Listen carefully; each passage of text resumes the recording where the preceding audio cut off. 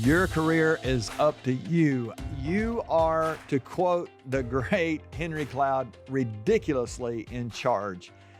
I had a conversation last week with a leader, younger leader, who is having a really little bit of a hard time at work, saying, I feel like I've kind of been promoted a couple times. I'm good at what I do.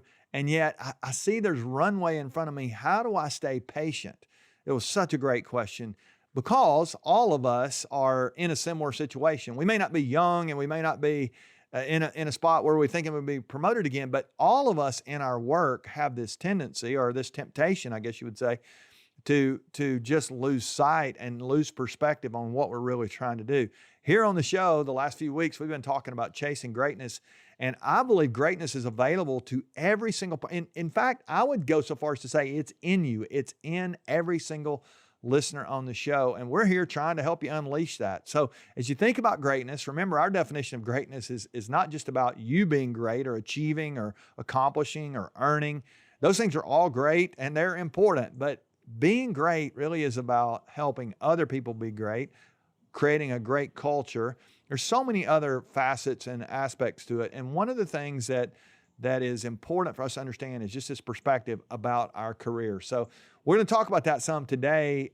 Please help us continue to spread the word, share the content, the YouTube channel, all the things that we got going on. So many people listening now and reaching out. If you've got questions, hit us up with those. You can find those links in the show notes to send us an email, or if you got a question, we'd love to address some of those. We're going to be addressing some questions here in just a few weeks, but the next few weeks, we've got some cool stuff planned for you. Today, we're talking about a job that maybe you feel like it's sort of a dead-end situation. You may be in charge of the company, and all of a sudden you're wondering, what do I do now? What's next? Maybe you're an entrepreneur at heart. You want to start something else, and you know now you've created something. You got to maintain it. There's so much that is at play when we think about our work, and it really does boil down a lot of times to these mundane days where we don't feel like we're making a difference. We're not really sure. And the question came up. We were having a conversation with our team recently. One of the guys said he was telling me about a book of leading when you're not in charge. And I read a book years ago called Leading from the Second Chair. There's so many times when you'd feel like you're not in charge. And I want to remind you again, as Henry Cloud says, you are ridiculously in charge. You actually are in charge, whether you have the position or the title or not. You're in charge of your own career. So let's talk about that a little bit today. This young leader is asking me, like, what do I do? How do I navigate this? I felt like I wanted to be in this spot. And I just reminded the guy, I said, while you're in the so-called wilderness, while you're in the mundane, while you're in the waiting, there's so many good things you can do to prepare yourself for down the road. What's now really is about what's later, and what you do today to grow yourself when you're in the wilderness is going to prepare you to be able to handle something later on. So no matter whether you're the owner of the company, you're the leader of the family, you're the coach of the team, you can have the highest position in your scenario, whatever that is, and you still have I would say, responsibility. The higher you are in an organization or a relationship, you have the responsibility to grow. The people who are the most mature in the company really should be growing the most. They should be setting the pace for everyone else. So today, I'm going to ask you to kind of do a little heart search and say, am I really growing in the midst of maybe obscurity, what feels like obscurity? Maybe nobody sees me. If I'm in charge, nobody sees me. If I'm brand new, sometimes nobody sees me. And I think that's a really good question. So I got my buddy, Scott Morgan. You've heard from Scott a couple of times these last few weeks. And Scott's just been battling COVID actually a couple of weeks ago, and he's back going strong now. I'm going to bring him into our conversation. And Scott, you've spent so much time coaching young leaders. He's one of our coaches. He works with lots of next generation leaders as well, not just executives and business leaders at the highest level, but he's worked a lot with people who feel like they're in the beginning stages of their career. And Scott, you also, I know in your own career, you've had times where you have not been in charge. You've had all this bandwidth and all this ability to lead at a really high level, and yet I've watched you serve faithfully in so many positions along the way. When you were first starting out all the way to now, you could be running everything we're doing, and yet you still have this humble spirit about you, and yet you know you have all this this ability. So what do you say to the person out there who is in a spot, they feel like they want that next spot, they want to be promoted, they want to be in charge of something more? Can you speak to how they really are in charge of their own life and leadership in the spot that they're in, regardless of their title? Talk to us about that. So what do you do if you're in an organization right now and you just feel buried in the organization? You know you've got the ability to lead, but you don't necessarily have the opportunity that you know that you want. Well, here's the bottom line. What I would say is I'd say there's three things that you want to do. First of all, you want to prepare. You want to look one or two levels above you and make sure you understand what that person's role and what their goals are for that particular position. Learn as much as you can there. Secondly, you want to pursue opportunity. You want to lean into new opportunities in the workplace, and especially opportunities or promotions that stretch you. And then finally, third, be patient.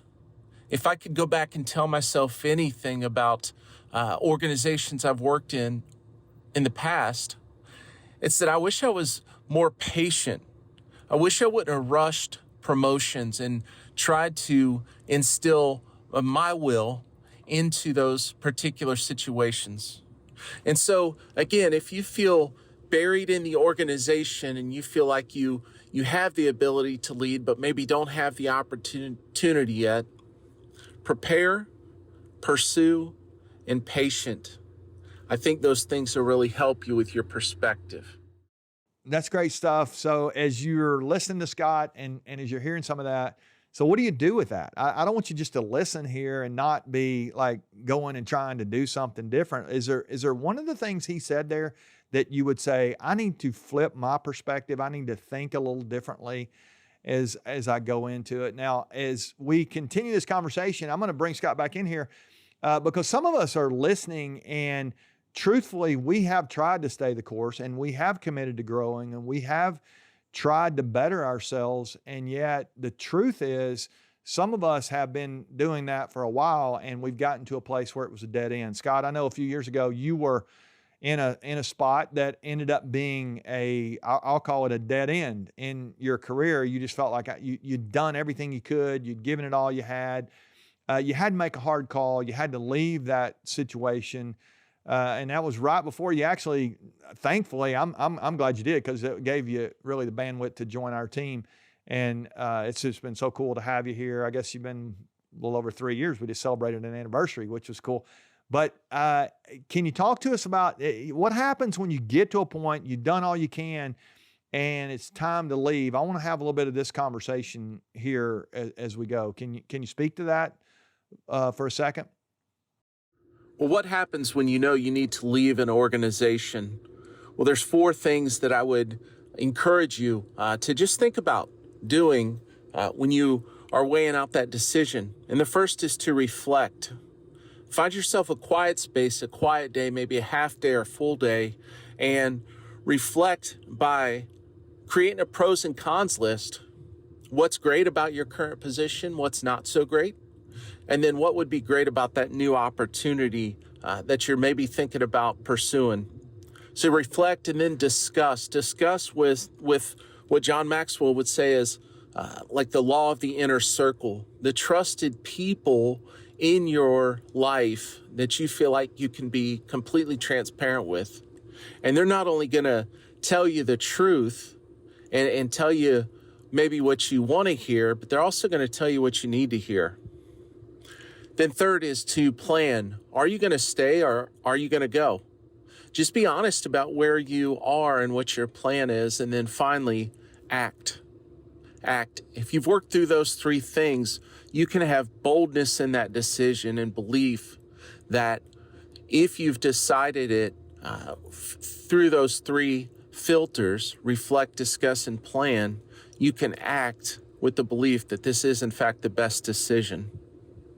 And then I think the last thing I would say is do what you can to leave well.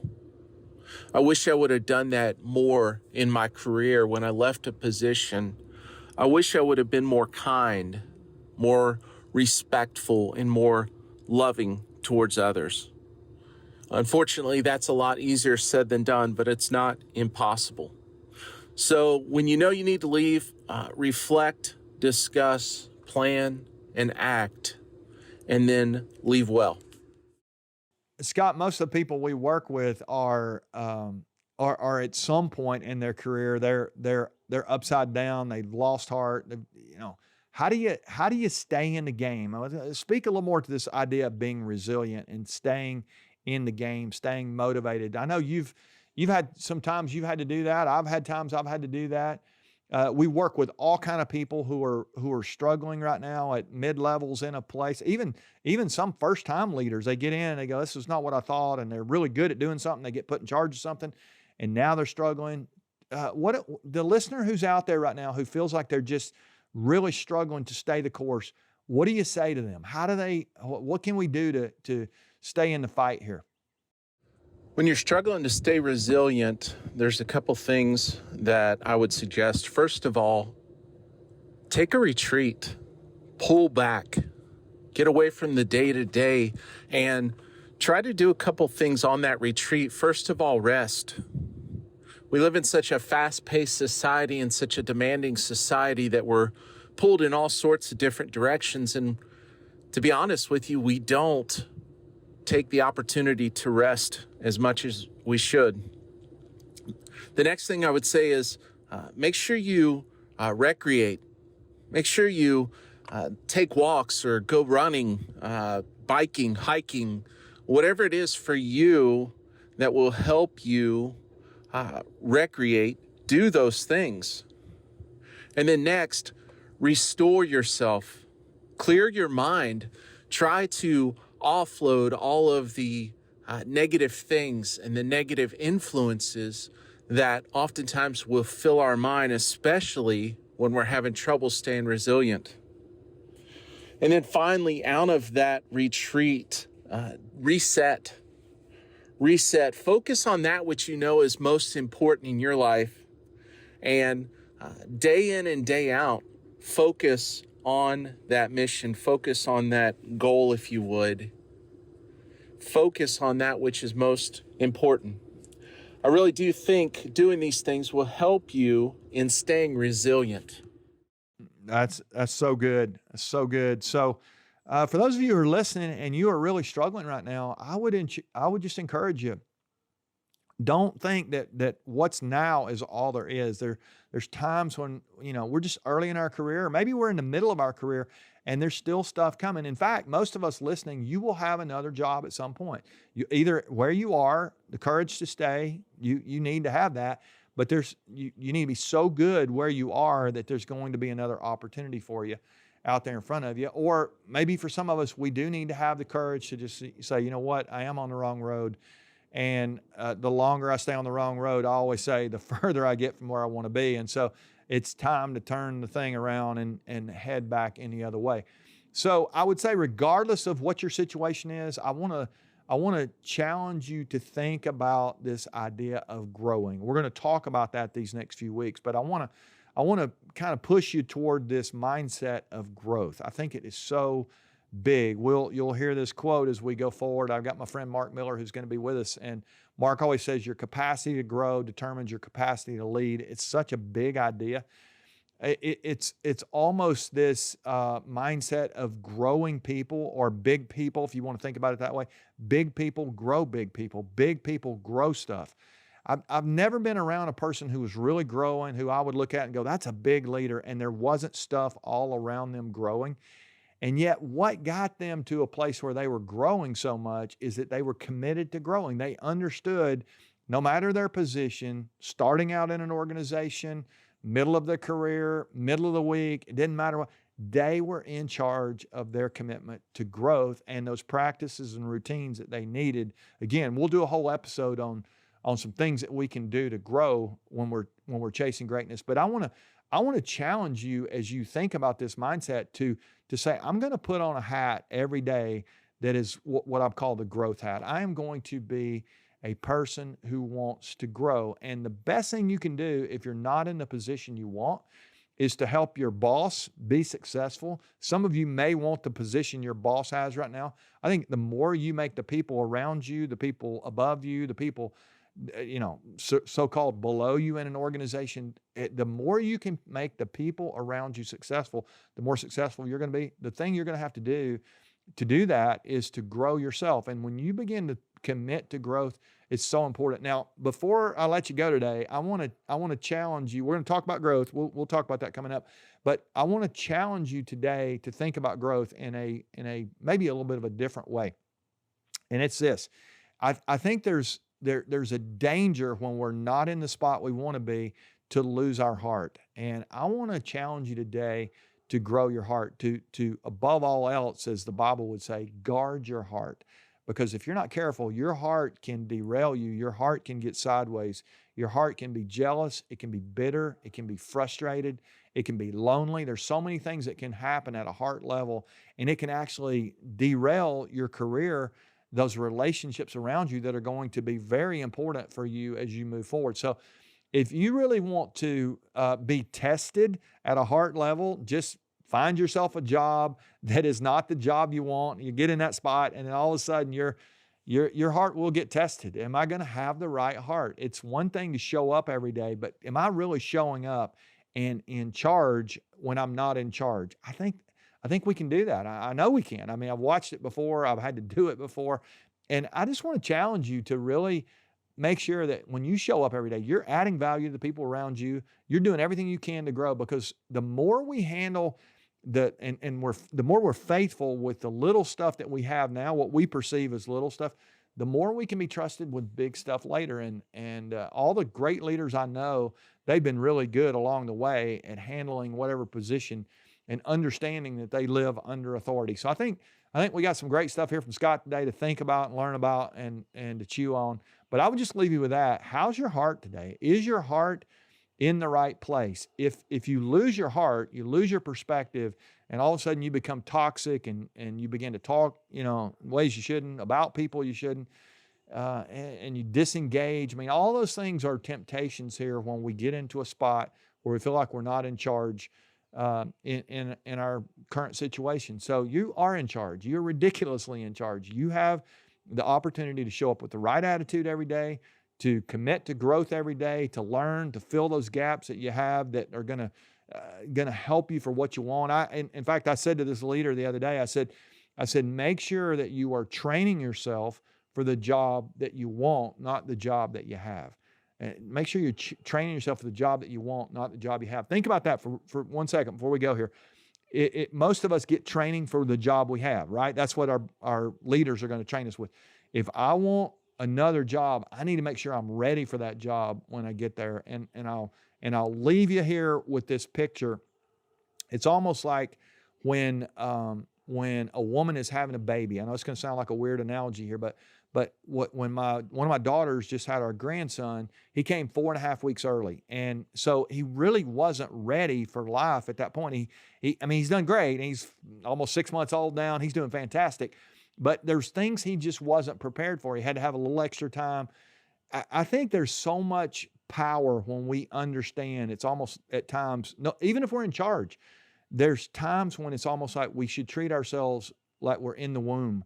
It's like we are really trying to grow all we can in that spot, preparing for what's next. And so I think there's a reason we stay in the womb for 9 months as a baby. There's a reason maybe we're in the spot we are. We can learn so much in those roles and in those places. And I just want to challenge you right now. Be patient. There is something ahead of you. Be ready for it. Be patient. Be ready. And then when it gets here, make sure that you're ready to just go get it and be great in that spot. And honestly, that won't even be about you when you get there. It'll be about helping the people around you be great. So that's it for this week. Next week, we're going to dive in a conversation with our good friend Mark Miller. He's going to be with us, and we're going to spend some time together. And then the 2 weeks after that, we're going to talk about what we can do to be great. And then ultimately, I've got one little strategy that you can do that'll help you. So these next few weeks are going to be fantastic. I hope you'll continue to listen and help us spread the word to those that you love and lead. So let's go chase greatness.